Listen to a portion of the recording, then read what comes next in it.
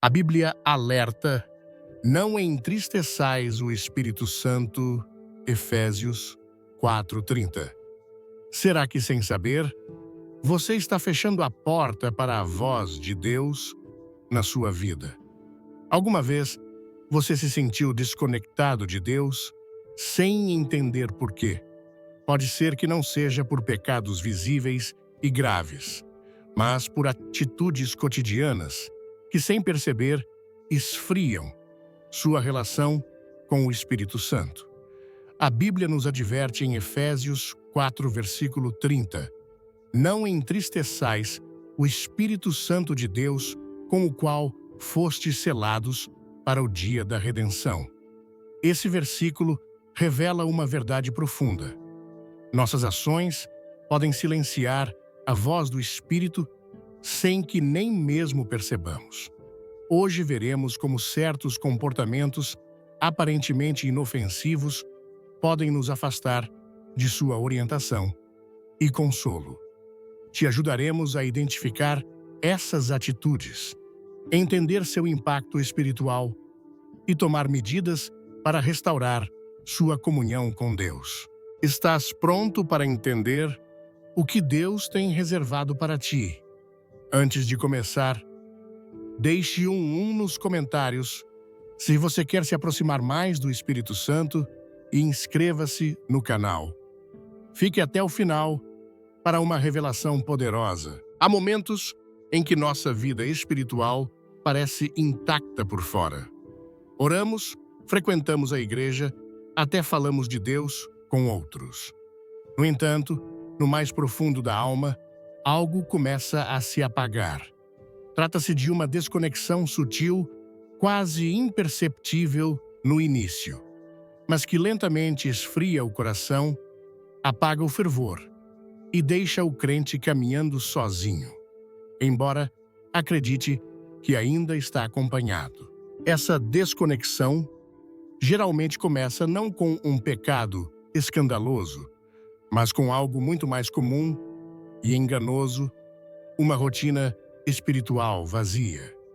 A vida de fé, projetada para ser dinâmica e viva, transforma-se em uma série de hábitos mecânicos.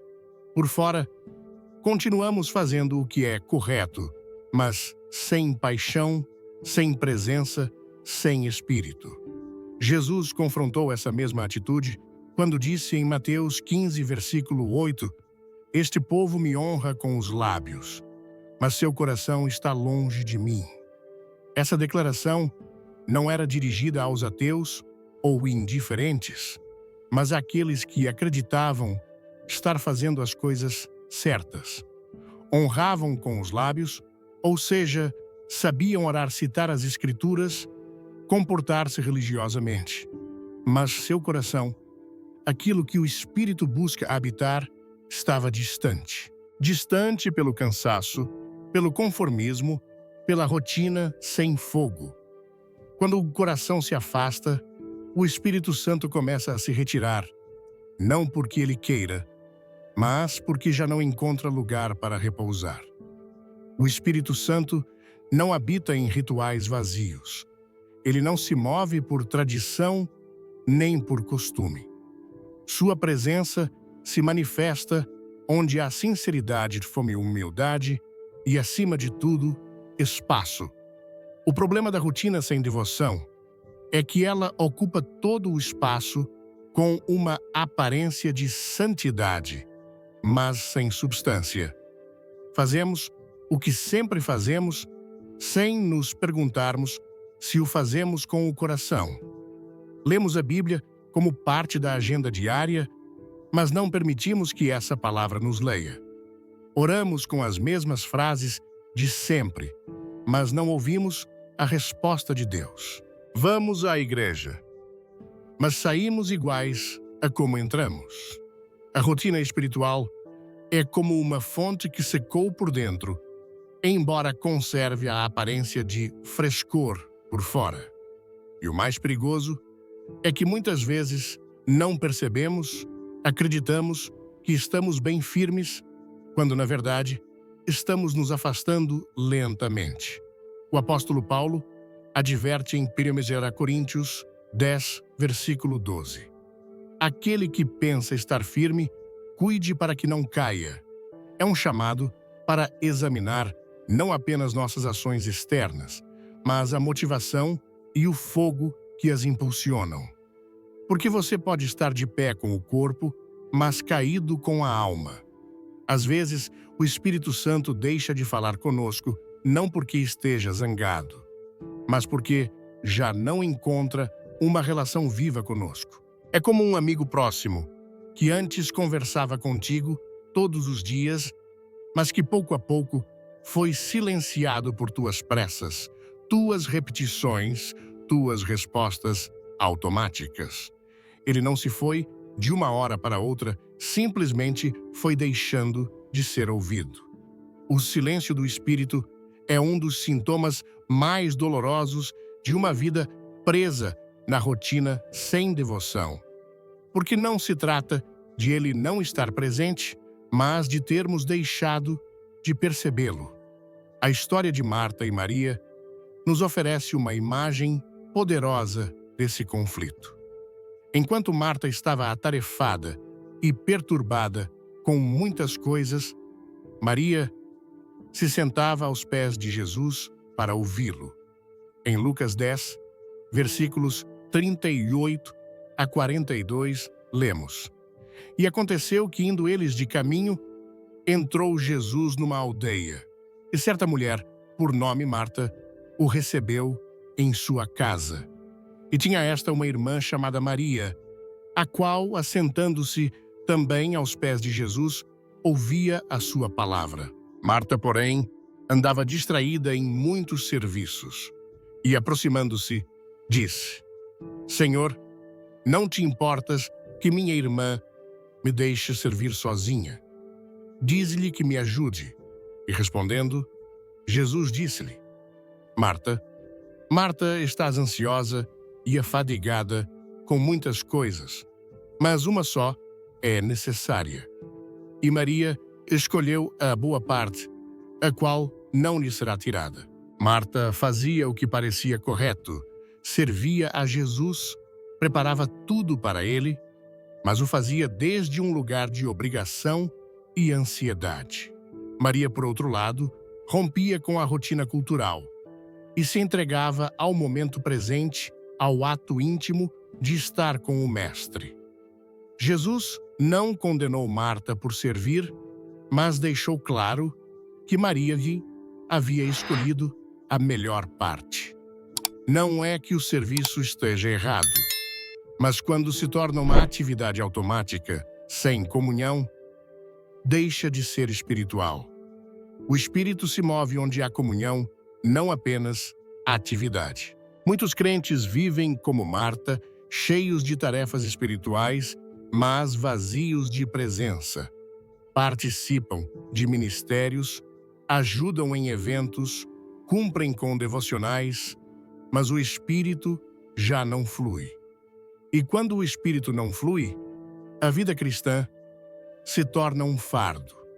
Em vez de paz, há frustração. Em vez de gozo, há cansaço. Em vez de revelação, há repetição. A alma se cansa de repetir o mesmo sem resultados visíveis e começa a se perguntar: por que já não sinto o que sentia antes? Por que já não ouço Deus como antes? A resposta está em voltar à origem. Em Apocalipse 2, Ascensão, versículos 4 e 5. Jesus repreende a igreja de Éfeso com estas palavras: Tenho, porém, contra ti que deixaste o teu primeiro amor.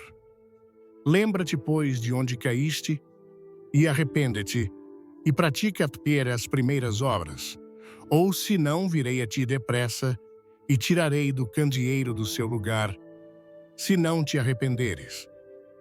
Aqui não se fala de escândalos, de moralidade, de heresias. Fala-se de um abandono do amor inicial, daquela paixão que um dia ardeu com força e que hoje se apagou pelo costume. Recuperar o primeiro amor não significa fazer coisas novas, mas voltar a fazer as coisas antigas com um novo coração. Há pessoas que confundem maturidade espiritual com frieza. Acreditam que já não precisam sentir nada, que a emoção ficou para trás, que agora tudo é estrutura, ordem, dever. Mas a Bíblia não respalda essa ideia. O Espírito Santo segue sendo fogo, segue sendo vento, segue sendo óleo fresco. E se não sentimos seu calor, se não percebemos sua voz, se não somos movidos por sua presença, não é porque amadurecemos, mas porque esfriamos. Romanos 12, versículo 11, nos exorta: não sejais vagarosos no cuidado. Sede fervorosos no espírito, servindo ao Senhor. A palavra fervoroso aqui implica calor, paixão, intensidade. Não é uma emoção superficial, mas uma força espiritual que só pode vir do espírito ativo em nós. Gostou do tema? Comente fogo e clique no like para apoiar. Não saia antes do final. Tem uma surpresa esperando por você. Um crente fervoroso pode fazer as mesmas atividades que um preso na rotina, mas a diferença está na unção. A rotina, sem devoção, repete. A devoção, com o Espírito, transforma.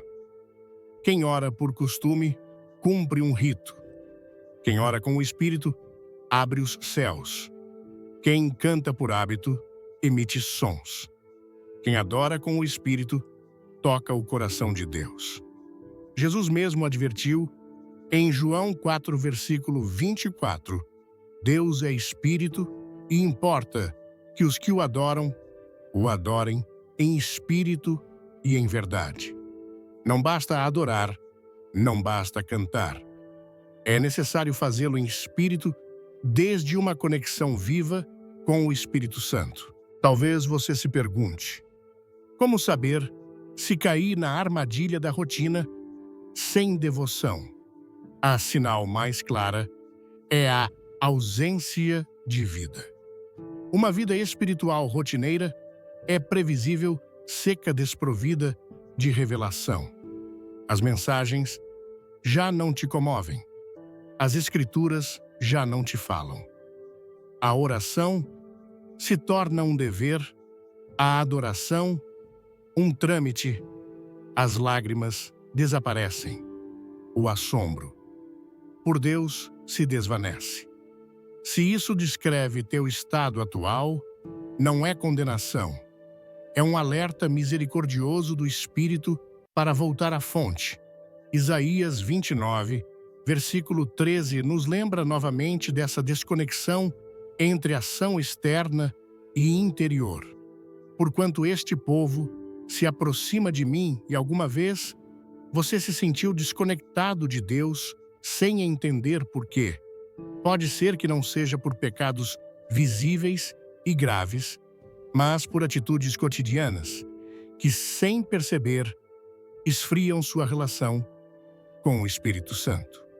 A Bíblia nos adverte em Efésios 4, versículo 30, não entristeçais o Espírito Santo de Deus, com o qual fostes selados para o dia da redenção. Esse versículo revela uma verdade profunda. Nossas ações podem silenciar a voz do Espírito sem que nem mesmo percebamos. Hoje veremos como certos comportamentos aparentemente inofensivos podem nos afastar de sua orientação e consolo. Te ajudaremos a identificar essas atitudes, entender seu impacto espiritual e tomar medidas para restaurar sua comunhão com Deus. Estás pronto para entender o que Deus tem reservado para ti? Há momentos em que nossa vida espiritual parece intacta por fora. Oramos, frequentamos a igreja, até falamos de Deus com outros. No entanto, no mais profundo da alma, algo começa a se apagar. Trata-se de uma desconexão sutil, quase imperceptível no início, mas que lentamente esfria o coração, apaga o fervor e deixa o crente caminhando sozinho, embora acredite que ainda está acompanhado. Essa desconexão geralmente começa não com um pecado escandaloso, mas com algo muito mais comum e enganoso, uma rotina espiritual vazia. A vida de fé, projetada para ser dinâmica e viva, transforma-se em uma série de hábitos mecânicos. Por fora, continuamos fazendo o que é correto, mas sem paixão, sem presença, sem espírito. Jesus confrontou essa mesma atitude quando disse em Mateus 15, versículo 8, "Este povo me honra com os lábios, mas seu coração está longe de mim." Essa declaração não era dirigida aos ateus ou indiferentes, mas àqueles que acreditavam estar fazendo as coisas certas. Honravam com os lábios, ou seja, sabiam orar, citar as Escrituras, comportar-se religiosamente. Mas seu coração, aquilo que o Espírito busca habitar, estava distante. Quer transformar sua vida espiritual? Deixe um comentário com Amém e se inscreva. Assista até o fim para uma mensagem que vai tocar seu coração, distante pelo cansaço, pelo conformismo, pela rotina sem fogo. Quando o coração se afasta, o Espírito Santo começa a se retirar, não porque ele queira, mas porque já não encontra lugar para repousar. O Espírito Santo não habita em rituais vazios. Ele não se move por tradição nem por costume. Sua presença se manifesta onde há sinceridade, fome e humildade e, acima de tudo, espaço. O problema da rotina sem devoção é que ela ocupa todo o espaço com uma aparência de santidade, mas sem substância. Fazemos o que sempre fazemos sem nos perguntarmos se o fazemos com o coração. Lemos a Bíblia como parte da agenda diária, mas não permitimos que essa palavra nos leia. Oramos com as mesmas frases de sempre, mas não ouvimos a resposta de Deus. Vamos à igreja, mas saímos iguais a como entramos. A rotina espiritual é como uma fonte que secou por dentro, embora conserve a aparência de frescor por fora. E o mais perigoso é que muitas vezes não percebemos, acreditamos que estamos bem firmes, quando na verdade estamos nos afastando lentamente. O apóstolo Paulo adverte em 1 Coríntios 10, versículo 12, "Aquele que pensa estar firme, cuide para que não caia." É um chamado para examinar não apenas nossas ações externas, mas a motivação e o fogo que as impulsionam. Porque você pode estar de pé com o corpo, mas caído com a alma. Às vezes, o Espírito Santo deixa de falar conosco não porque esteja zangado, mas porque já não encontra uma relação viva conosco. É como um amigo próximo que antes conversava contigo todos os dias, mas que pouco a pouco foi silenciado por tuas pressas, tuas repetições, tuas respostas automáticas. Ele não se foi de uma hora para outra, simplesmente foi deixando de ser ouvido. O silêncio do espírito é um dos sintomas mais dolorosos de uma vida presa na rotina sem devoção. Porque não se trata de ele não estar presente, mas de termos deixado de percebê-lo. A história de Marta e Maria nos oferece uma imagem poderosa desse conflito. Enquanto Marta estava atarefada e perturbada com muitas coisas, Maria se sentava aos pés de Jesus para ouvi-lo. Em Lucas 10, versículos 38 a 42, lemos: "E aconteceu que, indo eles de caminho, entrou Jesus numa aldeia, e certa mulher por nome Marta o recebeu em sua casa. E tinha esta uma irmã chamada Maria, a qual, assentando-se também aos pés de Jesus, ouvia a sua palavra. Marta, porém, andava distraída em muitos serviços e, aproximando-se, disse: Senhor, não te importas que minha irmã me deixe servir sozinha? Diz-lhe que me ajude. E respondendo, Jesus disse-lhe: Marta, Marta, estás ansiosa e afadigada com muitas coisas, mas uma só é necessária. E Maria escolheu a boa parte, a qual não lhe será tirada. Marta fazia o que parecia correto, servia a Jesus, preparava tudo para ele, mas o fazia desde um lugar de obrigação e ansiedade. Maria, por outro lado, rompia com a rotina cultural e se entregava ao momento presente, ao ato íntimo de estar com o Mestre.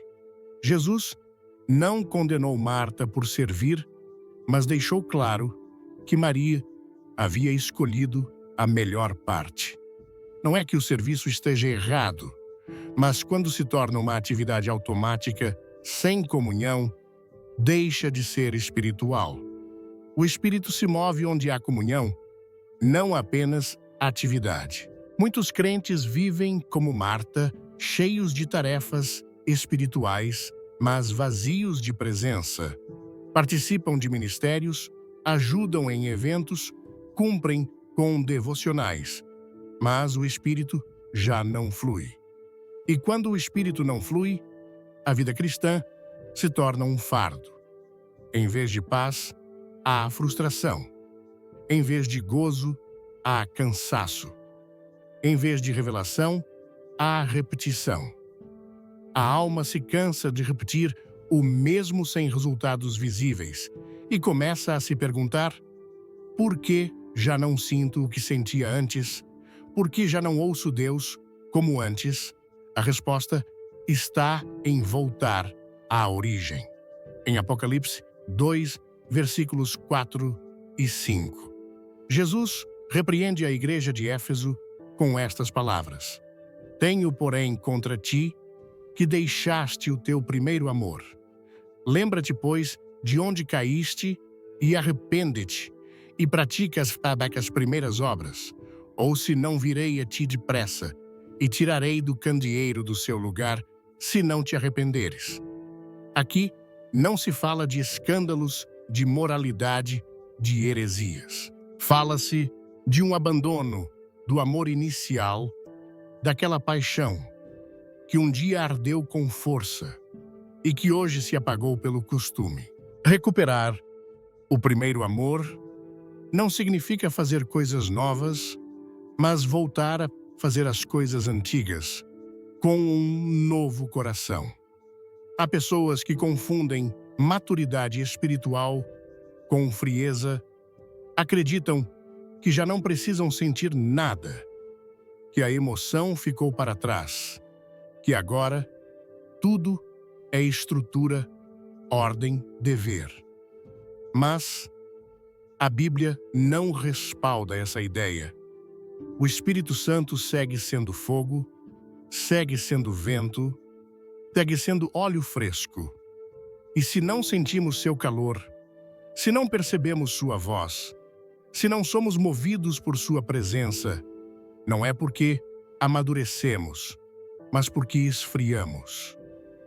Romanos 12, versículo 11, nos exorta: Não sejais vagarosos no cuidado, sede fervorosos no espírito, servindo ao Senhor. A palavra fervoroso aqui implica calor, paixão, intensidade.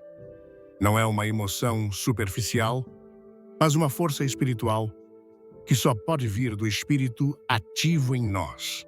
Um crente fervoroso pode fazer as mesmas atividades que um preso na rotina, mas a diferença está na unção.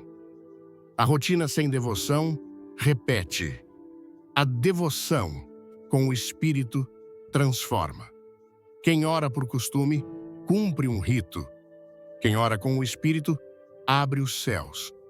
Quem canta por hábito emite sons. Quem adora com o Espírito toca o coração de Deus. Jesus mesmo advertiu, em João 4, versículo 24, Deus é Espírito e importa que os que o adorem em espírito e em verdade. Não basta adorar, não basta cantar. É necessário fazê-lo em espírito, desde uma conexão viva com o Espírito Santo. Talvez você se pergunte, como saber se caí na armadilha da rotina sem devoção? A sinal mais clara é a ausência de vida. Uma vida espiritual rotineira é previsível, seca, desprovida de revelação. As mensagens já não te comovem, as escrituras já não te falam. A oração se torna um dever, a adoração um trâmite, as lágrimas desaparecem. O assombro por Deus se desvanece. Se isso descreve teu estado atual, não é condenação. É um alerta, antes de tudo. Comente, quero mais. Se você deseja ouvir. Deus claramente dê um like e fique até o final para um momento especial, misericordioso do Espírito para voltar à fonte. Isaías 29, versículo 13 nos lembra novamente dessa desconexão entre ação externa e interior. Porquanto este povo se aproxima de mim e me honra com os lábios, mas o seu coração está longe de mim, e o seu temor para comigo consiste em mandamentos de homens que aprendem de cor. O temor de Deus, convertido em tradição humana, uma vida santa transformada em programação religiosa. Esse é o ponto onde o Espírito se retira, não porque se canse de nós, mas porque já não o buscamos com sinceridade. Mas há esperança, sempre há um caminho de volta. O Espírito Santo não se afastou muito. Ele está esperando que você pare sua rotina, que interrompa o programa, que desligue por um momento a maquinaria religiosa e fale com o coração: Espírito Santo, perdoa-me por me acostumar contigo. Quero voltar a te ouvir, a te sentir, a te seguir. Uma oração sincera, embora breve, pode ser o início de uma restauração profunda, porque o Espírito responde ao quebrantamento, não à perfeição. Em Salmo 51, versículo 17, Davi declara: os sacrifícios para Deus são o espírito quebrantado, a um coração contrito e humilhado. Ó Deus, não desprezarás. Esse é o tipo de coração que o Espírito Santo busca. Um coração que reconheça sua necessidade, que não se conforme com as formas, que não tema interromper a rotina por um momento de adoração sincera.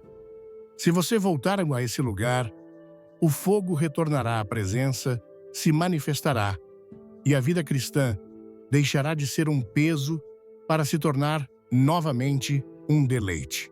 Você não está sozinho, se já se sentiu assim.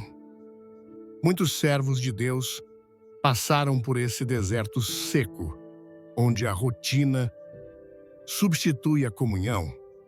Até profetas, pastores, líderes espirituais confessaram se sentir vazios, presos em um ciclo sem vida. Mas o que faz a diferença não é que isso aconteça, mas o que você faz quando percebe: Deus não te condena por esfriar. Ele te chama a se acender novamente, a remover as cinzas, a soprar sobre as brasas, a deixar que o vento do Espírito volte a soprar em teu interior. Hoje é um bom dia para pausar e refletir. Estás fazendo tudo certo, mas sem o Espírito. Estás cumprindo tua agenda espiritual, mas sentindo-te seco por dentro. Estás servindo a a Deus por obrigação e não por amor?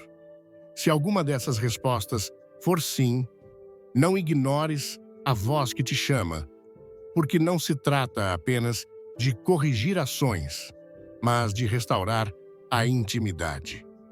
E quando o Espírito Santo volta a encontrar esse lugar de prioridade em tua vida, tudo muda. A Bíblia volta a te falar: a oração se torna um encontro. A adoração se enche de lágrimas. E o que antes fazias por dever agora, fazes por amor. Esse é o fruto de uma vida que não vive na rotina, mas na devoção guiada pelo Espírito. Estás pronto para acender novamente o fogo, porque o Espírito Santo não se foi. Apenas está esperando que você lhe dê espaço. Um dos maiores enganos do inimigo é nos fazer crer que enquanto o pecado não for visível, não tem consequências. Mas a Bíblia é clara: o que se esconde na escuridão acaba apagando a luz. O pecado oculto é um veneno espiritual que age em silêncio. Não golpeia de imediato, mas lentamente enfraquece, esfria, endurece e desconecta. O mais grave não é apenas que afeta a nossa relação com Deus, mas que corta o fluir do Espírito Santo, nos afastando de sua presença sem que percebamos. O rei Davi compreendeu essa verdade com dor. Em Salmos 32, versículos 3 e 4, confessou: enquanto eu me calei, envelheceram-se os meus ossos pelo meu gemer de dia inteiro. Porque de dia e de noite a tua mão pesava sobre mim. O meu vigor se esgotou como em tempo de sequidão. Essa declaração vem de um coração que havia encoberto o pecado. Davi não havia deixado de reinar, não havia perdido o reconhecimento público como ungido, mas internamente sua alma estava murcha. Sua comunhão com Deus havia se deteriorado. O espírito que o havia fortalecido no passado, agora o incomodava com um peso insuportável. A mão de Deus pesava sobre ele não com julgamento, mas com amor, impulsionando-o ao arrependimento. O Espírito Santo não pode fluir com liberdade em um coração que esconde o que deveria confessar. Quando se permite o pecado em segredo, não importa quanto se ore ou quanto se sirva algo, no profundo se apaga. A vida espiritual perde sua doçura. A palavra de Deus deixa de trazer gozo. A oração se torna um dever pesado. E embora externamente tudo pareça continuar, a alma se distancia cada vez mais da presença de Deus. É um processo sutil, mas devastador. Em Provérbios 28, versículo 13, lemos: o que encobre as suas transgressões nunca prosperará, mas o que as confessa e deixa alcançará misericórdia. Aqui não se fala de escândalo público nem de grandes pecados cometidos em rebeldia aberta. O texto aponta para o ato de ocultar, de proteger aquilo que deveria ser entregue. Quem encobre, ainda que com boas intenções, interrompe o favor de Deus. Não prosperará, não avançará, não crescerá espiritualmente, porque o Espírito Santo não pode habitar onde há duplicidade. A tolerância ao pecado oculto nem sempre começa com uma grande queda. Muitas vezes se introduz como um pequeno compromisso, uma concessão justificada, uma falta que parece menor. Mas o Espírito Santo, que é santo em essência, não pode compartilhar morada com a impureza. Em Efésios 4, versículo 30, somos advertidos: e não entristeçais o Espírito Santo de Deus, com o qual fostes selados para o dia da redenção. Essa advertência não se refere a algo acidental. Entristecer o espírito é fazê-lo intencionalmente, mantendo comportamentos que sabemos que o desagradam. E um dos mais graves é viver em segredo com o que publicamente negamos. Quando se permite o pecado oculto, introduz-se uma linguagem duplicada na vida espiritual. Fala-se de santidade enquanto se pratica a impureza. Predica-se arrependimento enquanto se protege o erro. Exalta-se com os lábios enquanto se justifica a desordem no coração. Essa contradição não apenas apaga o espírito, mas abre a porta para a frieza, a confusão e, eventualmente, o engano. Jesus advertiu sobre isso quando disse em Mateus 6, versículos 22 e 23: A candeia do corpo é o olho. Se, portanto, o teu olho for simples, todo o teu corpo será luminoso. Mas se for mau, todo o teu corpo estará em trevas. Se, pois, a luz que em ti há são trevas, quão grandes são essas trevas? Vamos juntos buscar o Espírito. Comente e inscreva-se no canal. Não perca o final. Há algo incrível reservado para você. Se o que consideramos luz está contaminado, se o que acreditamos ser correto está, na verdade, comprometido, então estamos mais perdidos do que imaginamos. O pecado oculto também endurece o coração. No início produz convicção. O Espírito Santo sussurra, repreende e incomoda, mas se não se responde a tempo, essa voz se torna cada vez mais tênue. O coração se acostuma, a alma se adapta, e o que antes doía, agora se justifica. Hebreus 3, versículo 13 nos exorta: Exortai-vos uns aos outros todos os dias durante o tempo que se chama hoje, para que nenhum de vós se endureça pelo engano do pecado. O pecado é enganoso precisamente porque não se apresenta como inimigo, mas como consolo, necessidade e direito. Mas seu objetivo é endurecer-te, isolar-te e apagar-te. Muitos crentes vivem com lutas internas que jamais confessaram, não porque não saibam que estão erradas, mas porque aprenderam a conviver com elas. Mas o que se guarda em segredo não se torna apenas uma carga emocional, mas uma barreira espiritual. O Espírito Santo não pode encher um vaso que está sujo e fechado. Em 2 Timóteo 2, versículo 21, lemos: Se alguém se purificar destas coisas, será vaso para honra, santificado, útil ao Senhor e preparado para toda boa obra. Deus não rejeita o que pecou, mas não pode usar quem se recusa a se limpar.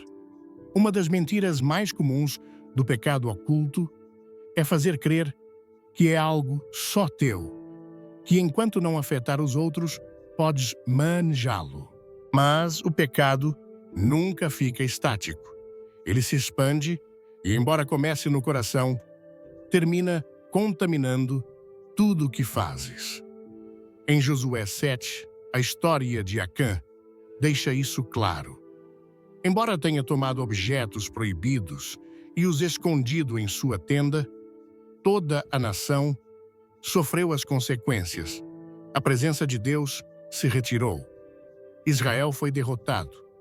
E não foi até que o pecado foi descoberto e julgado que a bênção retornou.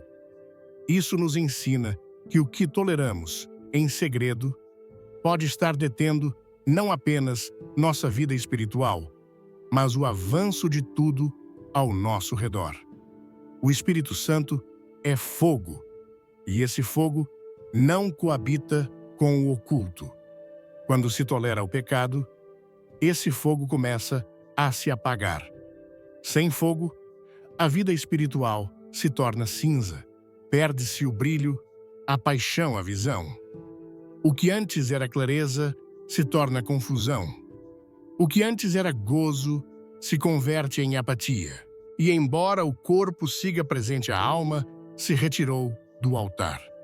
Em 1 João 1, versículos 6 e 7, recebemos uma direção clara. Se dissermos que temos comunhão com Ele e andarmos em trevas, mentimos e não praticamos a verdade.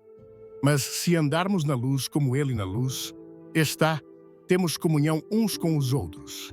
E o sangue de Jesus, seu Filho, nos purifica de todo o pecado. Caminhar na luz implica transparência, implica reconhecer, implica confessar. Não se trata de não cair, mas de não esconder o que cai. A luz não expõe para humilhar, mas para curar. O Espírito Santo não te expõe para destruir-te, mas para restaurar-te. Mas enquanto continuares tolerando o que sabes que deves soltar, o fluir do Espírito se deterá. O chamado é voltar à santidade não como uma carga religiosa, mas como um caminho de liberdade. O pecado oculto acorrenta, a confissão e o arrependimento libertam. Em Isaías 59, versículos 1 e 2, nos revela porque às vezes Deus parece distante. Eis que a mão do Senhor não está encolhida para que não possa salvar, nem surdo o seu ouvido para que não possa ouvir.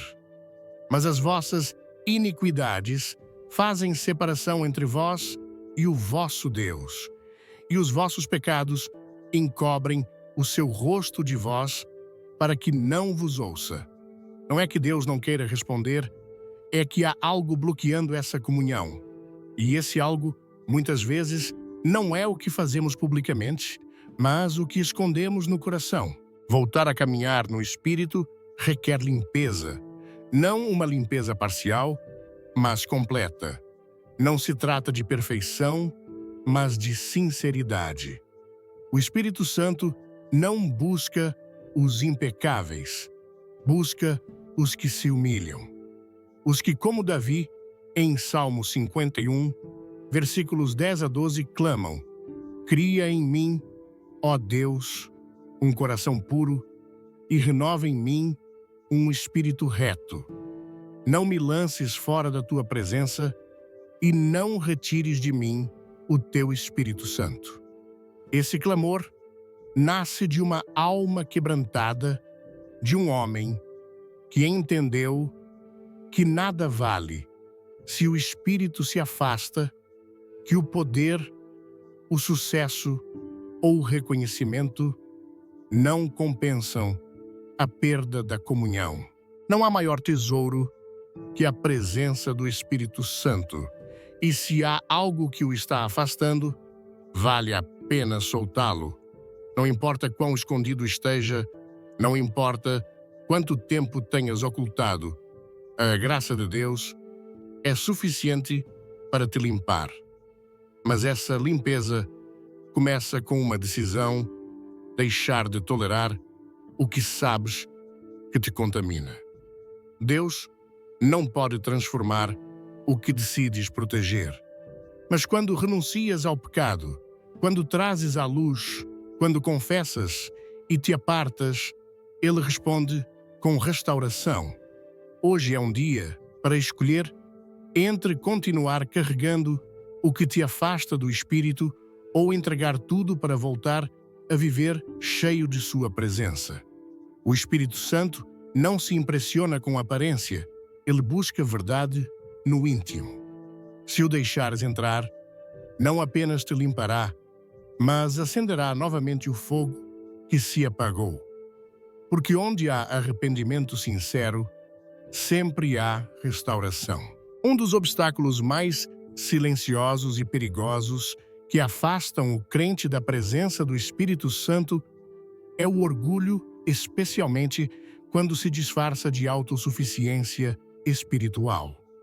Essa atitude não se apresenta de forma arrogante ou escandalosa, mas com sutileza como uma confiança excessiva na própria capacidade de lidar com a vida sem depender realmente de Deus. É um orgulho que se esconde por trás de uma linguagem piedosa, que disfarça a independência com palavras de fé e que afirma confiar em Deus, enquanto na prática age sem consultá-lo, sem buscar sua orientação, sem esperar sua direção. O apóstolo Paulo advertiu sobre essa atitude em 1 Coríntios 10, versículo 12. Aquele que pensa estar firme, cuide para que não caia. A advertência é clara. O problema não é apenas cair, mas crer que não podes cair. Essa sensação de fortaleza interior, não proveniente do espírito, mas da autoconfiança, produz uma desconexão progressiva. Porque onde há autossuficiência, não há dependência, e sem dependência, o espírito se retrai, pois sua orientação só opera onde há submissão. Desde o princípio, o orgulho tem sido o pecado que mais afastou o ser humano de Deus. Em Isaías 14, versículos 13 e 14, descreve-se a queda de Lúcifer com estas palavras: Tu dizias no teu coração: subirei ao céu, acima das estrelas de Deus, exaltarei o meu trono, e no monte da congregação me assentarei. Serei semelhante ao Altíssimo. Esse desejo de autonomia, de se elevar por si mesmo, foi o que provocou sua expulsão da presença divina. Da mesma forma, cada vez que o crente começa a confiar mais em suas habilidades que na direção do Espírito, começa a percorrer um caminho similar, onde Deus já não é o centro, mas um complemento onde sua presença deixa de ser essencial e se torna uma formalidade.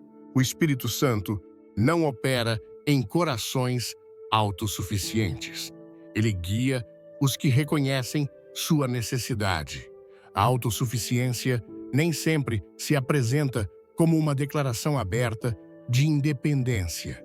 Às vezes, se expressa ao não buscar a direção de Deus antes de tomar decisões importantes, ao agir por impulso, sem oração, sem conselho, sem esperar na palavra. Em Provérbios 3, versículos 5 e 6, somos instruídos: confia no Senhor de todo o teu coração e não te estribes no teu entendimento. Reconhece-o em todos os teus caminhos e ele endireitará as tuas veredas. Mas quando o orgulho está presente, essa instrução é ignorada. O coração se apoia em sua experiência, em sua lógica, em seus recursos e, assim, perde a orientação do Espírito. Quando um crente começa a viver desde a autossuficiência, pode parecer que tudo está sob controle, mas internamente a alma se seca, o fogo do Espírito se apaga porque não encontra dependência. A presença de Deus não permanece onde não é necessária. Em Apocalipse 3, versículo 17, Jesus denuncia essa atitude na igreja de Laodiceia. Como dizes, rico sou swollen com riquezas, e de nada tenho falta, e não sabes que és um desgraçado e miserável, e pobre e cego e nu. Essa é a tragédia da autossuficiência espiritual. Crer-se forte enquanto está em ruínas, pensar que tudo está bem enquanto se perdeu o que é mais importante. O orgulho espiritual não apenas afeta a comunhão com Deus, mas distorce a percepção. Quem vive em autossuficiência começa a ver os outros como inferiores, a desprezar a correção, a confiar mais em suas obras que na graça. Torna-se inacessível, impenetrável, incapaz de receber direção. E sem direção, a vida espiritual entra em um ciclo de repetição vazia, onde se faz muito, mas se alcança pouco, onde há atividade, mas não fruto, onde há conhecimento, mas não revelação. Em Lucas 18, versículos 10 a 14, Jesus apresenta uma parábola que ilustra essa atitude. 2 homens subiram ao templo a orar, um fariseu e o outro publicano. O fariseu, estando em pé, orava consigo mesmo desta maneira: Ó Deus, graças te dou, porque não sou como os outros homens, roubadores, injustos, adúlteros, nem ainda como este publicano. Jejuo 2 vezes na semana, dou o dízimo de tudo quanto possuo. O publicano, porém, estando de longe, nem ainda queria levantar os olhos ao céu, mas batia no peito, dizendo: Ó Deus, tem misericórdia de mim, pecador. Digo-vos que este desceu para sua casa justificado e não aquele. Porque qualquer que a si mesmo se exalta, será humilhado, e o que a si mesmo se humilha, será exaltado. A lição é contundente. O Espírito Santo habita onde há humildade. O que se exalta será humilhado. O que se humilha será exaltado. A autossuficiência espiritual se torna um véu que impede ver a verdadeira condição da alma, que impede ouvir o Espírito, que bloqueia a correção e sufoca a dependência. E embora o crente siga falando de fé, de obediência, de consagração, seu coração está centrado em si mesmo, não em Deus. Tiago 4, versículo 6, declara: Deus resiste aos soberbos, mas dá graça aos humildes. A resistência divina não se dirige aos fracos, mas aos orgulhosos, aos que substituíram a direção do Espírito pela segurança em si mesmos. Quando um coração se enche de autossuficiência, começa a perder a capacidade de ser guiado. A voz do Espírito se torna distante, não porque ele se foi, mas porque já não é ouvido. Não há espaço para seu conselho em uma mente que já tomou todas as decisões. Não há necessidade de seu consolo em um coração que crê não precisar de nada. Mas cedo ou tarde, o vazio se torna evidente, porque tudo que se constrói sem a direção do Espírito desmorona. Tudo que se planeja, desde a lógica humana, sem a intervenção divina seca. Voltar a depender do Espírito implica render o controle. Significa reconhecer que, embora tenhas habilidades, experiência e recursos, sem sua presença, tudo é inútil. Em Zacarias 4, versículo 6, somos lembrados: não por força nem por violência, mas pelo meu Espírito, diz o Senhor dos Exércitos. Essa não é uma frase simbólica, é uma verdade espiritual absoluta. A obra de Deus não pode ser sustentada por estratégias humanas. Somente o Espírito pode sustentar o que o Espírito começou. Somente Ele pode guiar, fortalecer e dar fruto verdadeiro. A autossuficiência também se manifesta quando se confia mais nas emoções que na palavra, quando se crê que a experiência é guia suficiente. Mas o Espírito Santo não se submete a impulsos nem a interpretações humanas. Ele se move através de corações rendidos que consultam as Escrituras, que oram antes de agir, que esperam sua direção, mesmo que o mundo diga para se apressarem. Isaías 30, versículo 21, nos promete: e os vossos ouvidos ouvirão a palavra que está por detrás de vós, dizendo: este é o caminho, andai por ele quando vos desviardes para a direita ou para a esquerda. Essa direção só é possível quando o coração está sensível, não quando está cheio de si mesmo. Para recuperar a comunhão com o Espírito, é necessário renunciar à falsa segurança. É necessário reconhecer que não importa quanto saibas ou quantos anos tenhas caminhado com Deus, se não dependes dele, hoje estás caminhando sozinho. A vida espiritual não é acumulativa.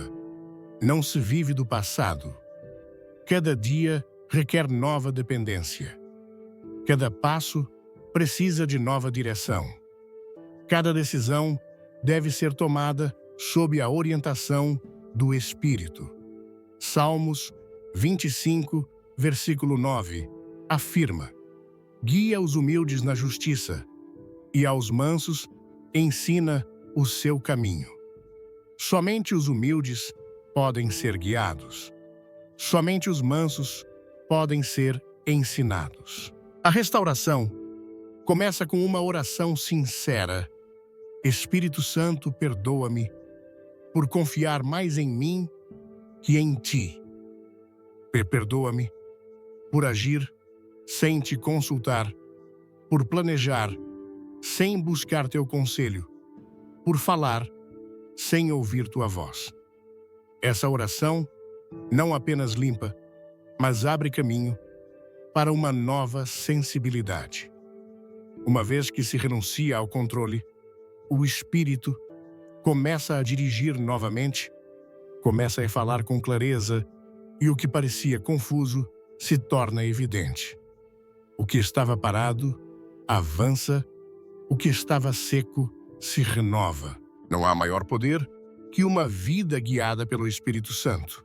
E não há maior fraqueza que uma vida espiritual baseada na autossuficiência. Deus não está buscando expertos, está buscando dependentes.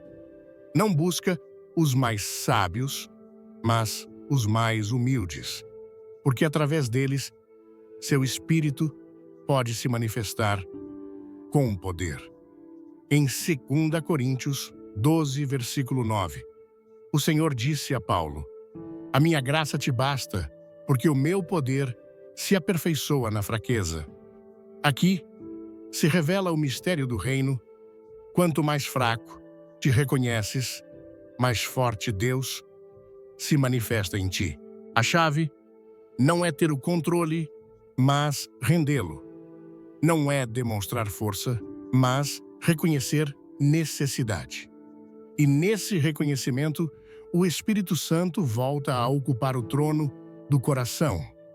Volta a falar, a guiar, a renovar, porque sua presença só habita onde há espaço. E esse espaço só se abre quando o orgulho é derrubado e a dependência total é restaurada. Nada corrói a alma com tanta lentidão e eficácia quanto a falta de perdão.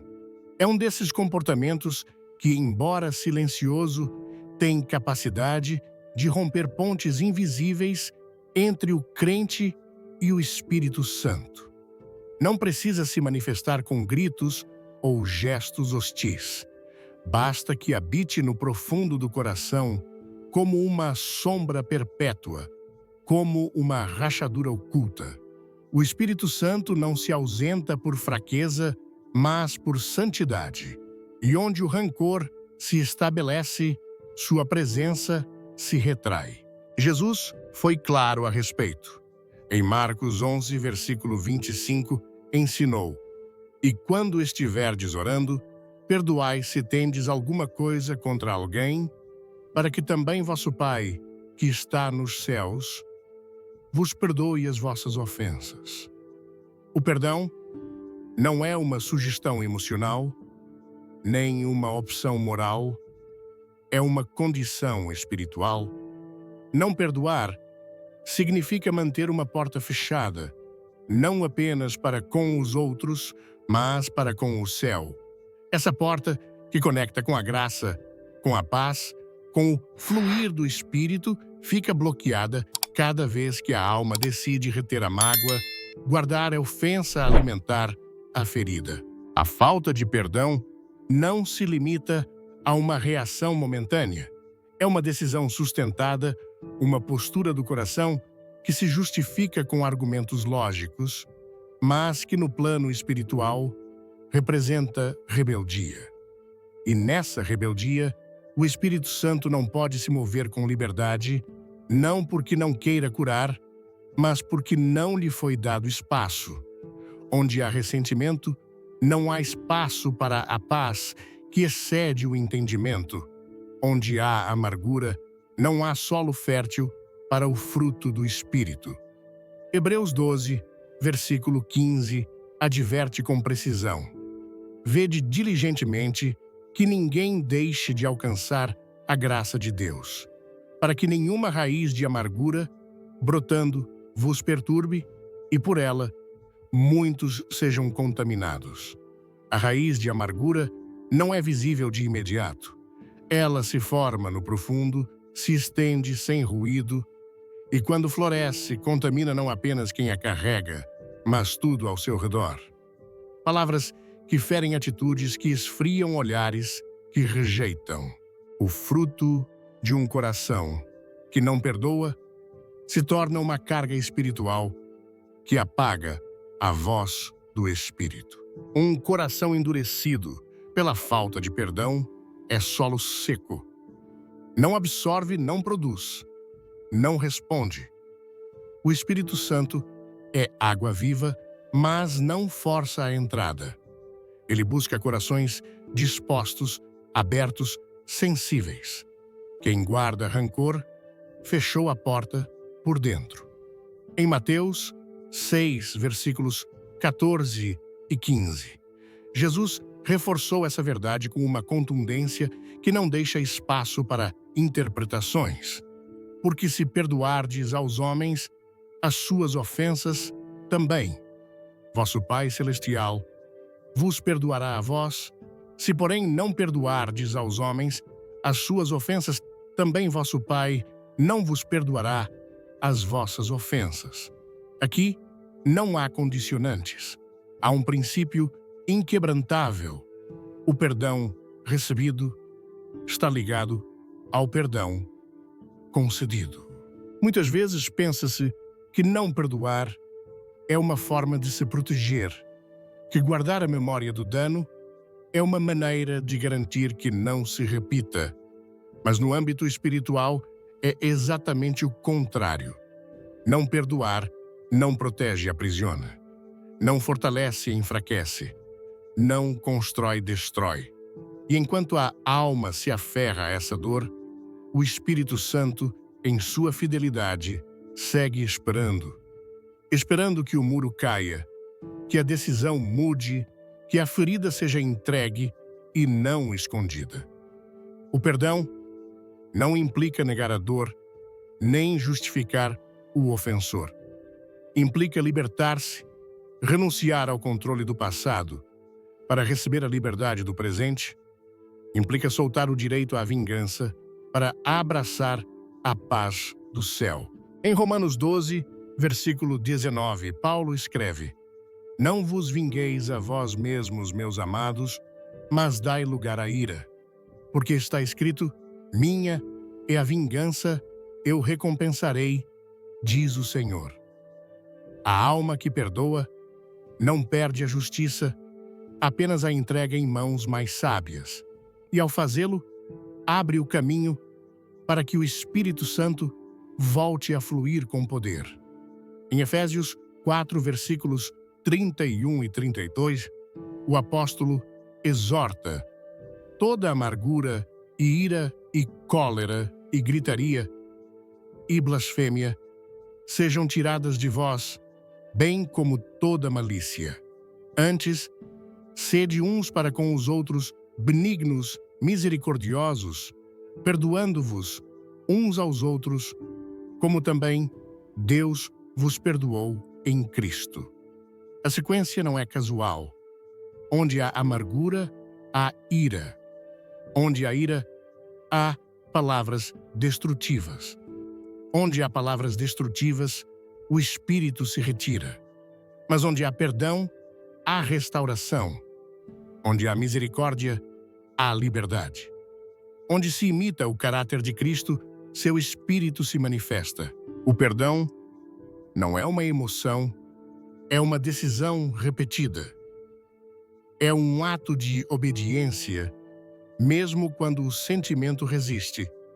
É estender ao outro a mesma graça que foi recebida. É lembrar que na cruz, Jesus não esperou que ninguém pedisse. Ele disse em Lucas 23, versículo 34, Pai, perdoa-lhes, porque não sabem o que fazem. Ele perdoou antes que lhe suplicassem, antes que o reconhecessem, antes que entendessem. Esse é o modelo, esse é o padrão. Essa é a medida de um coração cheio do Espírito. Não se pode viver sob o poder do Espírito Santo enquanto se guarda ódio no coração. Não se pode pedir revelação enquanto se alimenta o ressentimento. Não se pode fluir no dom quando a alma está contaminada pelo rancor. O Espírito Santo não se mistura com amargura. Sua pureza não coabita com o veneno. Por isso, o chamado é a soltar, a render a ferida, a permitir que Deus cure o que a alma sozinha não pode resolver. A vida espiritual floresce quando se pratica o perdão, não uma vez, mas sempre que necessário, não como um evento, mas como um estilo de vida. Jesus deixou isso claro quando Pedro perguntou se deveria perdoar até 7 vezes. Sua resposta foi radical em Mateus 18, versículo 22. Não te digo que até 7, mas até 70 vezes 7. Não se trata de contar. Trata-se de entender que o perdão é infinito quando se vive sob a graça do Espírito. O Espírito Santo se move com liberdade em um coração limpo e nada limpa tanto quanto o perdão. Porque o perdão esvazia a alma de tudo que pesa, de tudo que divide, de tudo que adoece. Um coração que perdoa é um coração leve e disponível, disposto a ouvir, a ser guiado, a ser cheio. Por isso, o perdão não beneficia apenas quem o recebe, mas, sobretudo, quem o concede. Porque no ato de soltar, recebe-se vida. No ato de liberar, recupera-se a voz do Espírito. Cada dia é uma nova oportunidade para soltar o que o inimigo quer que conserves. Cada dia podes escolher entre te aferrar à ferida ou receber a cura. Cada dia podes decidir se queres estar certo ou ser livre. O perdão não nega a justiça, ele a coloca nas mãos de Deus. Não anula a dor, transforma-a em testemunho. Não esquece o ocorrido, o redime com propósito. E nesse processo, o Espírito Santo se aproxima novamente. Sua voz volta a ser clara. Sua orientação volta a ser precisa. Sua presença volta a inundar cada canto. O reino de Deus não avança com corações endurecidos, avança com corações transformados. E a transformação começa com o perdão. Jesus o modelou à cruz, o selou o Espírito, o requer. Sem perdão, não há comunhão. Sem comunhão, não há direção. E sem direção, a vida espiritual se torna um esforço humano sem fruto. O perdão restaura a ordem divina, reconcilia o crente com o Espírito, prepara o caminho para um novo nível de intimidade e poder. Quando o Espírito Santo encontra um coração livre de rancor, ele o enche, o ativa, o acende. Porque onde há perdão, há paz. Onde há paz, há visão. Onde há visão, há propósito. E onde há propósito, o Espírito se manifesta com poder. Há momentos em que o Espírito Santo fala com clareza, mas o coração humano, endurecido pela autossuficiência ou pelo orgulho, decide não ouvir. Não se trata de ignorância, mas de uma decisão voluntária de fechar o ouvido espiritual. A correção divina não é um castigo, é uma expressão de amor. Mas quando essa correção é desprezada, ignorada ou resistida, o que se bloqueia não é apenas uma advertência, mas o próprio fluir do Espírito na vida do crente. Provérbios 3, versículos 11 e 12, expressa sem ambiguidade: Filho meu, não rejeites a correção do Senhor, nem te enfades da sua repreensão. Porque o Senhor repreende a quem ama, assim como o pai ao filho a quem quer bem. O desprezo pela correção não é um erro técnico, é um sinal de rebeldia espiritual. Quando o Espírito Santo fala e se responde com indiferença ou resistência, começa-se a fechar o canal de comunhão. Não porque Deus deixe de falar, mas porque a alma deixa de responder. Um dos mecanismos mais constantes que o Espírito Santo usa para redirecionar o rumo do crente é a exortação.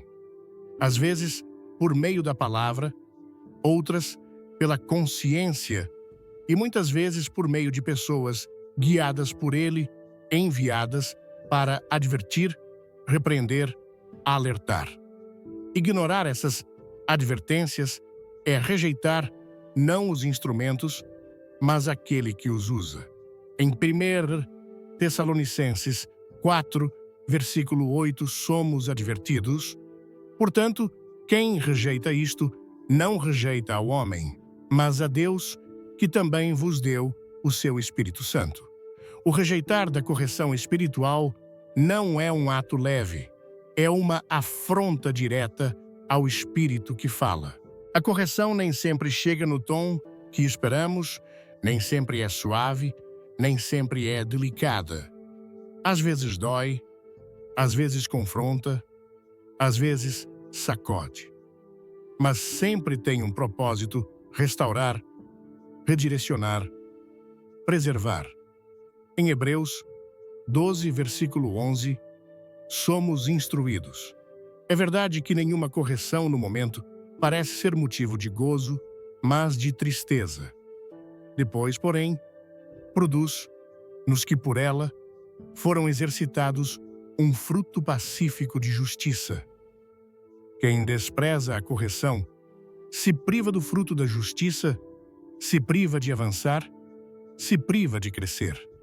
E ao resistir ao Espírito, começa a perder sensibilidade à sua voz. Quando o coração se acostuma a ignorar a correção, torna-se insensível. A convicção diminui, a consciência adormece, e o que antes provocava arrependimento, agora só gera um desconforto passageiro. Romanos 2, versículo 5, adverte sobre o endurecimento progressivo. Mas, segundo a tua dureza e coração impenitente, entesouras para ti ira no dia da ira e da revelação do justo juízo de Deus. O coração endurecido pela constante negação à correção deixa de discernir entre o santo e o comum, deixa de diferenciar entre a voz de Deus e o ruído da alma. O Espírito Santo não insiste onde não é honrado. Sua correção é constante, mas não forçada. Ele convence, não impõe, repreende, não violenta. Mas quando sua advertência é ignorada, repetidamente a alma entra em um terreno perigoso, o do auto-engano. Em Apocalipse 3, versículo 19, Jesus disse: Eu repreendo e castigo a todos quantos amo. Sê, pois, zeloso e arrepende-te. A repreensão é prova do amor de Deus, não de sua rejeição. Mas quando não se responde com arrependimento, o próximo passo não é progresso, mas retrocesso espiritual. O desprezo pela correção também revela um problema de identidade espiritual. Quem se sabe filho, aceita disciplina do pai. Quem não reconhece seu lugar, a rejeita. Em Hebreus 12, versículo 8, somos advertidos. Ora, se estais sem disciplina da qual todos se têm tornado participantes, logo sois bastardos e não filhos. Não há neutralidade nesse assunto. Ou se aceita a correção como filho, ou se rejeita como estranho. O Espírito Santo corrige os que lhe pertencem, e aqueles que a recebem com humildade são os que permanecem em comunhão. A palavra de Deus está cheia de exemplos onde a correção foi desprezada e o resultado foi devastador. Em Jeremias 7, versículos 25 e 26, Deus fala por meio do profeta. Desde o dia em que vossos pais saíram da terra do Egito, até hoje, enviei-vos todos os meus servos, os profetas, cada dia madrugando e enviando-os, mas não me ouviram. Nem inclinaram os seus ouvidos, antes endureceram a sua cerviz. A correção rejeitada se tornou um juízo inevitável. O desprezo repetido levou o espírito a se retirar. Quando o espírito se vai, tudo mais desmorona. Aceitar a correção não implica fraqueza, implica sabedoria. Em Provérbios 12, versículo 1, está escrito: o que ama a instrução, ama o conhecimento. O que, porém, aborrece a repreensão, é estúpido. Não há crescimento sem correção, não há maturidade sem disciplina, não há poder sem humildade. O Espírito Santo busca corações moldáveis, dispostos a serem ensinados, guiados, purificados. E cada vez que corrige o faz com a intenção de levar o crente a uma maior profundidade espiritual. Quando se despreza a correção, fecham-se as portas à transformação. A vida espiritual estagna, o caráter permanece sem mudança. E embora se continuem realizando atividades religiosas, o espírito já não respalda, porque ele não opera onde não há obediência. Em Isaías 30, versículo 9, descreve-se um povo rebelde que não quer ouvir a lei de Deus, porque este é povo rebelde, filhos mentirosos, filhos que não quiseram ouvir a lei do Senhor. Não é que não conhecessem a lei, é que não quiseram ouvi-la. Essa vontade fechada é o que provoca a desconexão do espírito. O chamado é claro: abrir o coração, inclinar o ouvido, receber a repreensão não como castigo, mas como direção, não como acusação, mas como restauração. Em Salmo 141, versículo 5, o salmista expressa uma atitude oposta ao desprezo. Fira-me, o justo será um favor. Repreenda-me, será como óleo excelente. Quem valoriza a correção, cresce. Quem a honra, amadurece. Quem a aplica, transforma seu caminhar. O Espírito Santo não se afasta porque encontra erros, mas quando o coração se recusa a corrigi-los, ele não busca a perfeição, busca disposição. E quando encontra uma alma disposta, até os erros mais graves podem se tornar plataformas de crescimento. Mas quando encontra um coração fechado, endurecido, resistente, não força a mudança, apenas se retira, esperando que a convicção volte a abrir a porta. Um dos caminhos mais imperceptíveis pelos quais o Espírito Santo se apaga na vida do crente é através do ruído constante das distrações mundanas. Não se trata necessariamente de pecados abertos ou decisões deliberadas contra Deus, mas de uma acumulação progressiva de interesses, atividades, preocupações e entretenimentos que vão deslocando pouco a pouco o lugar de Deus no coração. O mais perigoso desse comportamento é que ele se justifica facilmente. Chama-se rotina, necessidade, produtividade, descanso, mas no fundo é uma substituição, uma entrega do tempo da mente e da alma ao que não edifica. Em Lucas 10, versículos 40 a 42, descreve-se uma cena cotidiana. Marta, porém, andava distraída em muitos serviços e, aproximando-se, disse: Senhor, não te importas que minha irmã me deixe servir sozinha? Dize-lhe que me ajude. E respondendo Jesus, disse-lhe: Marta, Marta, estás ansiosa e afadigada com muitas coisas, mas uma só é necessária. E Maria escolheu a boa parte, a qual não lhe será tirada. A correção de Jesus não foi pelo trabalho de Marta, mas pela prioridade que ela deu ao urgente em vez do eterno. As distrações nem sempre são más em si mesmas.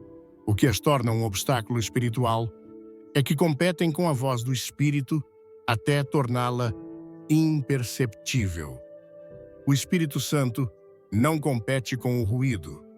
Sua voz é suave, profunda, direta. Não se impõe, não grita, não interrompe. Ele fala quando a alma está em silêncio, quando há espaço, não apenas físico, mas interior. Isaías 30, versículo 15, declara com clareza: No sossego e na confiança está a vossa força.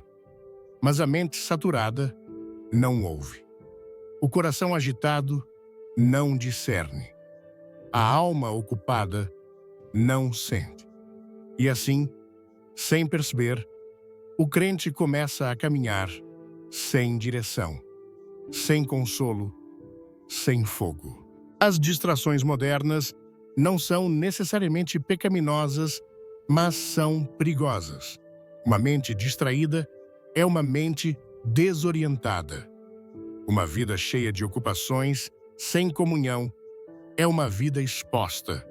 Jesus advertiu a seus discípulos em Lucas 21, versículo 34, Olhai por vós mesmos, para que os vossos corações não se carreguem de glutonaria, de embriaguez e dos cuidados desta vida, e aquele dia vos sobrevenha de repente. Os cuidados têm a capacidade de endurecer o coração, não com rebeldia, mas com saturação. Um coração cheio de mundo não tem espaço para o céu. A presença do Espírito Santo requer prioridade. Não pode ser adicionada a uma agenda lotada, não pode ser relegada a um momento residual do dia. Quando Deus ordenou a seu povo que o buscasse de todo o coração, não foi uma frase simbólica, foi um princípio espiritual. Em Jeremias 29, versículo 13, está escrito: E buscar-me-eis e me achareis, quando me buscardes de todo o vosso coração. Buscar a Deus com todo o coração significa deslocar tudo que ocupa seu lugar, não com legalismo, mas com amor, não por dever, mas por desejo. Mas quando esse desejo se enfraquece pelo ruído do mundano, o espírito se entristece. Efésios 5, versículos 15 e 16 nos exorta: Portanto, vede prudentemente como andais, não como nécios, mas como sábios, remindo o tempo, porquanto os dias são maus. O tempo não se perde apenas no pecado, também se perde no vão, no que entretém. mas não edifica no que distrai, mas não transforma no que parece inofensivo, mas acaba dominando. O Espírito Santo busca redimir o tempo, não enchê-lo de atividade sem fruto. Ele quer que cada minuto tenha propósito, cada pensamento esteja alinhado, cada dia seja uma oportunidade de comunhão. O excesso de distração não apenas impede ouvir, o Espírito também enfraquece a resistência espiritual. Quando a mente está sobrecarregada com imagens, notícias, opiniões, entretenimento, perde sensibilidade. O uno se torna distante, o santo desnecessário, o espiritual entediante, e o que antes comovia, agora mal é notado. O Espírito Santo é fogo, mas esse fogo precisa de lenha. Sem palavra, sem oração, sem adoração profunda, esse fogo se apaga, não com violência, mas com indiferença. O inimigo não precisa te convencer a pecar abertamente. Apenas precisa te manter distraído. Jesus se retirava com frequência a lugares solitários para orar, não porque não pudesse falar com o Pai no meio da multidão, mas porque entendia que a intimidade requer silêncio, foco, exclusividade. Marcos 1, versículo 35, diz: "E de madrugada, levantando-se, saiu e foi para um lugar deserto e ali orava." O modelo está claro. Se o Filho de Deus precisava se apartar do ruído para ouvir com clareza, quanto mais nós. Mas enquanto continuarmos enchendo os vazios com o mundano, não haverá espaço para o eterno. O Espírito Santo anseia por comunhão, não por momentos curtos, não por interrupções, não por fragmentos do dia, mas por uma comunhão real. Isso requer um coração decidido a se desconectar do que rouba o tempo e a atenção. Um coração que entenda que a maior perda não é deixar de ver de ler ou de fazer algo divertido, mas deixar de ouvir a voz que dá vida. Uma alma que reconheça que o perigo não está apenas no evidente, mas no que sutilmente desloca Deus do centro. Romanos 12, versículo 2, nos chama: "E não vos conformeis com este mundo, mas transformai-vos pela renovação do vosso entendimento." Mas essa renovação não ocorre entre distrações, ocorre no altar, no lugar secreto, na pausa intencional, onde a alma se esvazia do desnecessário para ser cheia do Espírito. Porque o espiritual não floresce por acumulação de informação, mas por conexão com o Espírito. E essa conexão exige foco, demanda separação, requer entrega. O Espírito Santo não deixou de falar apenas. Espera que o ruído cesse, que a mente se aquiete, que o coração volte a se centrar. Porque onde há silêncio interior, há revelação. Onde há espaço, há presença. Onde há comunhão, há poder. A vida espiritual não pode se sustentar com minutos dispersos, nem com práticas superficiais. Requer decisão, e essa decisão começa por soltar o que distrai para abraçar o que transforma. Ao mergulhar no tema 5 atitudes que afastam o Espírito Santo, e você nem percebe, inspirado nas mensagens profundas de Billy Graham, sinto um chamado poderoso para refletir sobre minha própria vida espiritual. A Bíblia nos adverte em Efésios 4, versículo 30. "Não entristeçais o Espírito Santo de Deus, com o qual fostes selados para o dia da redenção." Essa verdade ressoa como um alerta amoroso, mas firme, que me faz questionar: Será que, sem perceber, estou afastando a presença do Espírito com atitudes que parecem inofensivas? As 5 atitudes destacadas: rotina sem devoção, pecado, oculto autossuficiência, falta de perdão e distrações mundanas, são como espelhos que revelam áreas da minha vida que precisam de transformação. Cada uma delas, de forma sutil, pode apagar o fogo do Espírito Santo.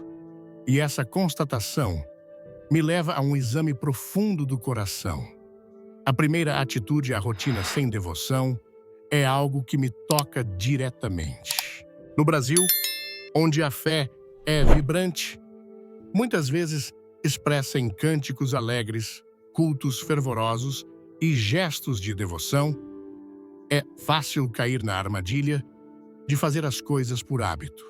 Quantas vezes orei, li a Bíblia ou fui à igreja apenas para cumprir uma agenda sem deixar que a palavra de Deus penetrasse minha alma? Jesus alertou em Mateus 15, versículo 8. Este povo me honra com os lábios, mas seu coração está longe de mim.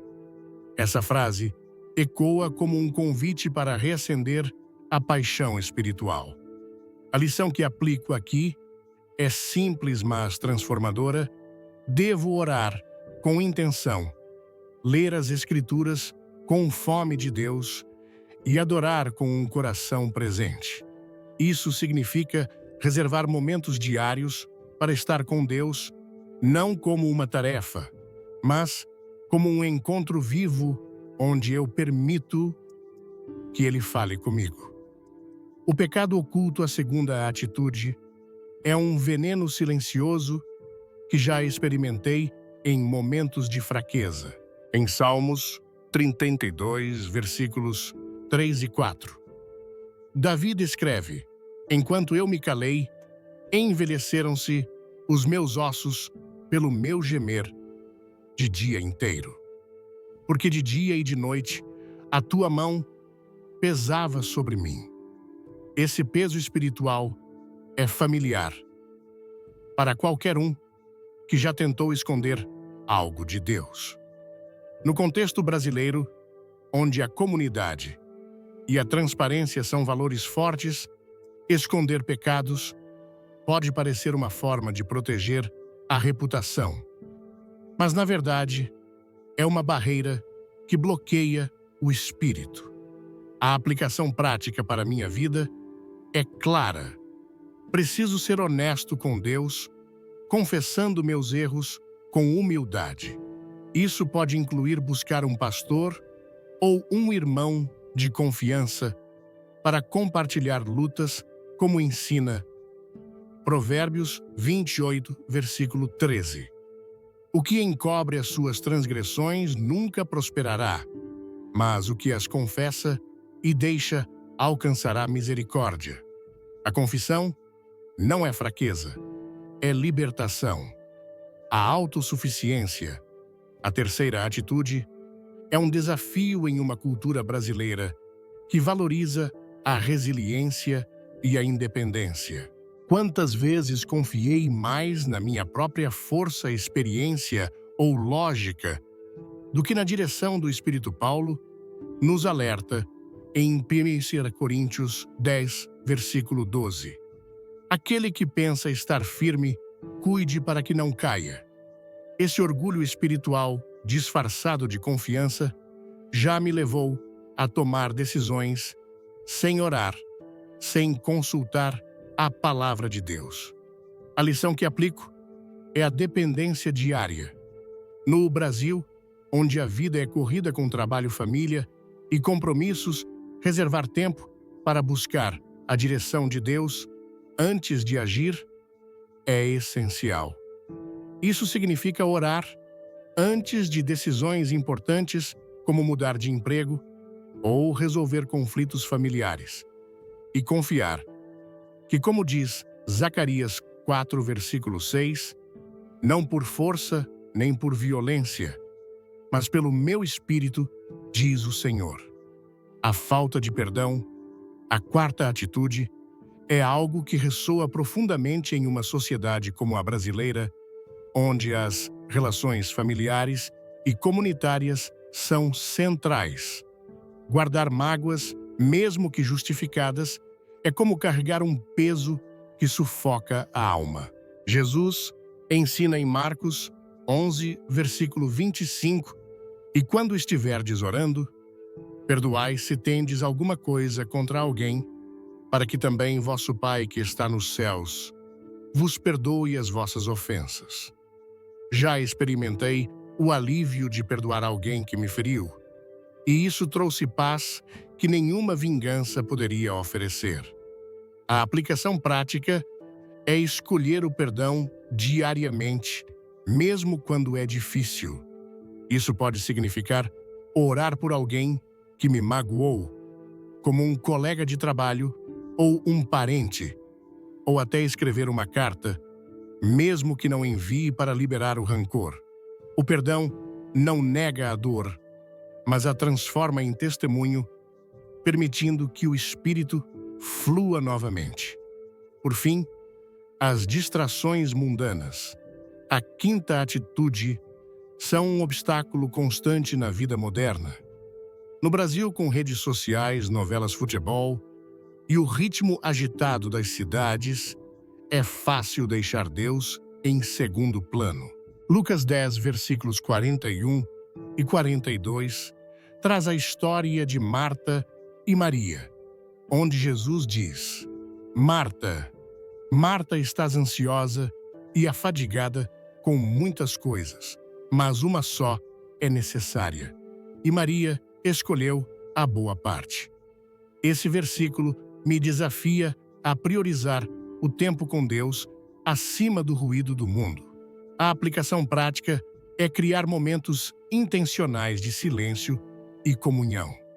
Isso pode incluir desligar o celular por 30 minutos diários para orar ou ler a Bíblia, ou até mesmo reservar um dia na semana para um retiro pessoal com Deus, como Jesus fazia em Marcos 1, versículo 35. E de madrugada, levantando-se, saiu e foi para um lugar deserto e ali orava. Essas reflexões me mostram que o Espírito Santo não se afasta por capricho, mas porque nossas atitudes criam barreiras. A rotina sem devoção me ensina a buscar Deus com paixão como se fosse a primeira vez. O pecado oculto me chama à transparência, confessando tudo perante Deus. A autossuficiência me lembra que sou dependente do Espírito em cada decisão. A falta de perdão me desafia a soltar as mágoas para encontrar paz. E as distrações me convidam a priorizar o eterno acima do passageiro.